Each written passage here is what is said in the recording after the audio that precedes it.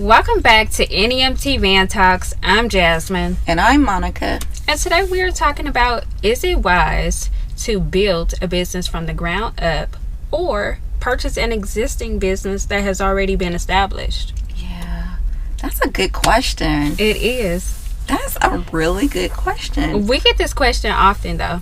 Yeah, and that's crazy. We're talking about this today because last week I had a consultation call with an individual, and he posed that question. Like he was thinking about purchasing an existing business because he just felt like it was easier, not so much hassle for him to do.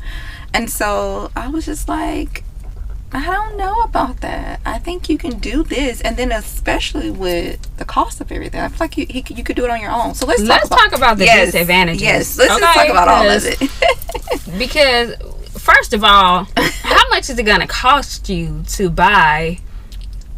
So when I was looking an existing business, right? So when I was looking into it, to purchase an existing business with 2 or more vehicles, along with the contracts and everything together, that is going to range you anywhere from $700,000 or more. Are you serious?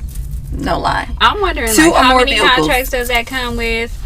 2 vehicles. I don't know. But let's talk about the disadvantages, and then we can come back to the whole price thing. Because $700,000, just I'm not sold. Well, I mean, that's a disadvantage right there. Like the existing cost, like to invest to start up. Mm-hmm.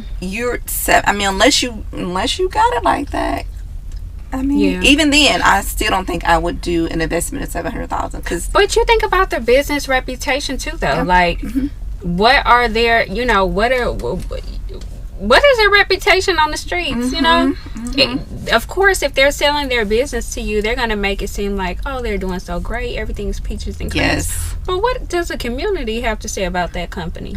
And then, how long has that company been in business, right? So that means, like, are they up to date with new technology in the industry? Because if they've been existing for like 20 whatever plus years, then you want to make sure that the current technology that they have in place is updated.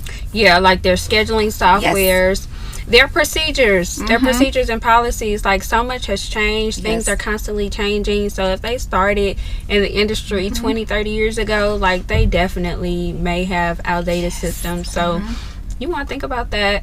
And also, if you're buying an existing business, you can't even utilize your branding. Like, you can't create your brand. Like, that's the fun part of starting a business. Like, just creating a brand, like knowing what your mission is and your vision is for your business and actually building it. But I feel like if you buy an existing business, you may not get that same feel. And then also too, because like you said, when people are selling their business, they're not going to tell you all the things that you may not know or that you need to know. Like, what are those hidden things that they didn't share, right?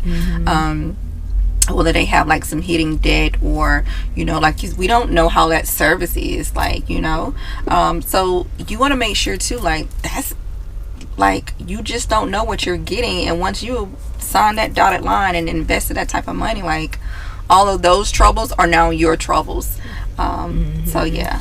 And rates too. Like, we talk about, like, if the company has been in existence for 20 years, what are their rates? Are their rates like really, really low? And now you have to come in and establish your own rates. And if you do come in and establish your own rates, are there loyal customers going to be receiving of your new rates? Also, now I just thought about it, the customer base that they have. Okay, is it do they have that customer base because they're loyal to the seller? business? Yes. The business, or the business owner, the person that's actually selling the business, right? Because if they're loyal to the business owner and not the actual business, once that business owner is out the door, girl, come then that customer may not choose to utilize your services. Because you've heard it all the time before, like, when you walk into a business owner and you are shopping, you notice they under new ownership or management. What do they say? What happened to someone? What? Like, and that's who they're looking for. Like, that's who they're used to doing business with. So they may not receive you the same way as well. So you're absolutely right. That loyalty can be. Girl, that was a lot of disadvantages. Was it? That's what I'm saying. I'm not so, but you know what? For the we benefit wasn't of trying the doubt, to do. Well, I wasn't trying to be like negative with it, but I wanted to be honest and very transparent. But absolutely, yeah. But let's talk about the advantages, because I think that's important. One key thing is having that cash flow already there. Mm-hmm. When you are first starting out in this industry, you will have to build your clientele base, which means that you do have to get down and dirty to find customers, market your business. But if you're buying an existing business, that customer base may already be there. Mm-hmm. So that's one advantage I could see.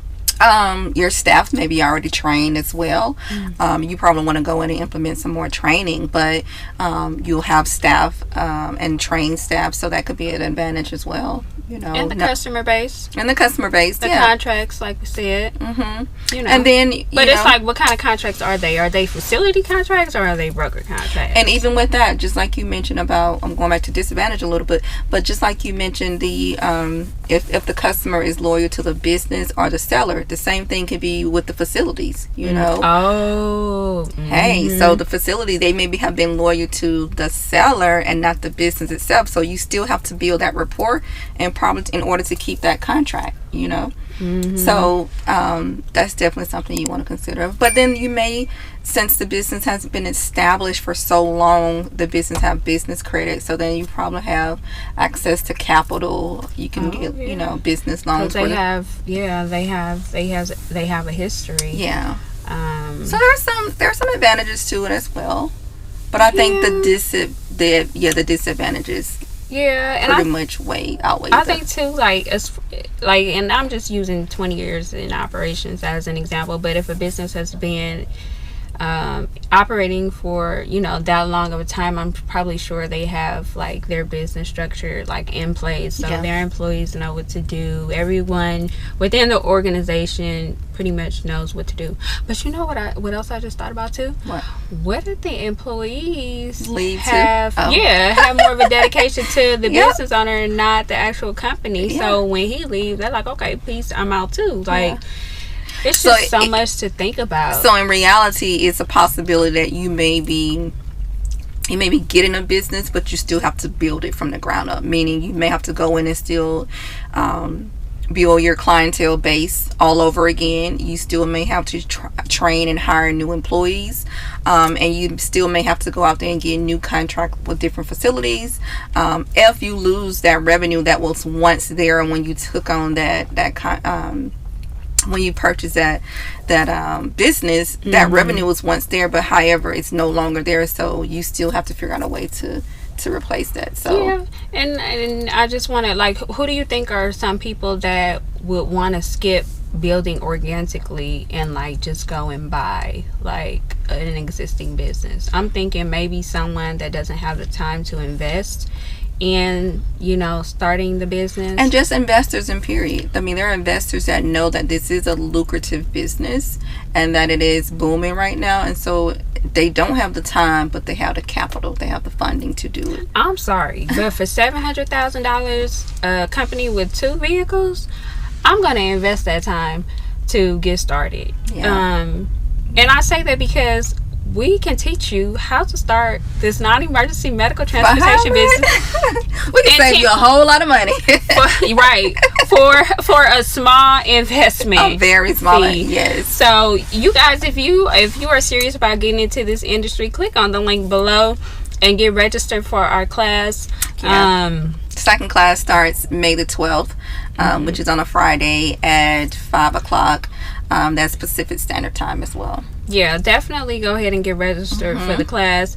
I understand you may not have time to play around. You may not have time to start the business, but I can guarantee you we are only meeting once a week.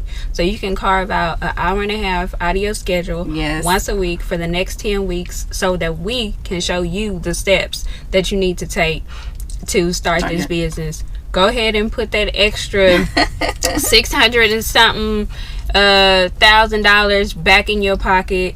But who has that money just laying around to really invest in a business like that? Like, that's, I don't know, that's a lot of money. It ain't even about invest. Like, for me, buying a non-emergency transportation company with 2 vehicles for $700,000 is not worth it to me. I'm sorry.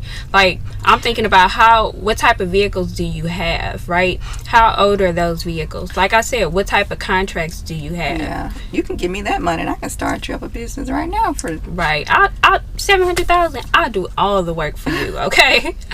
But like we said, this is building a business is exciting. That's the exciting part, learning the ins and outs. And it takes time. Like, you're not going to learn everything overnight. We did not learn everything overnight. It took time. But they gonna learn with us. Yeah, but they learn because of our trial and error. Like, we can give you, we know the blueprint. We've made the mistakes.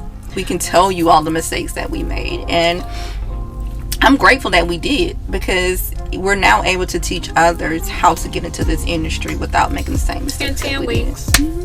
And you got that 14 weeks of mentorship. So and that's priceless. We got y'all. But you know what? Go ahead and comment below and let us know. Like, are y'all building these businesses yourself, this non-emergency transportation business yourself, or do you think you just you want to skip all that and you just want to go ahead and pay $700,000 to buy an existing non-emergency medical transportation business that's already established? Comment below, let us know, because I really want to know, like, what route are y'all taking? Okay. All right, y'all. Bye.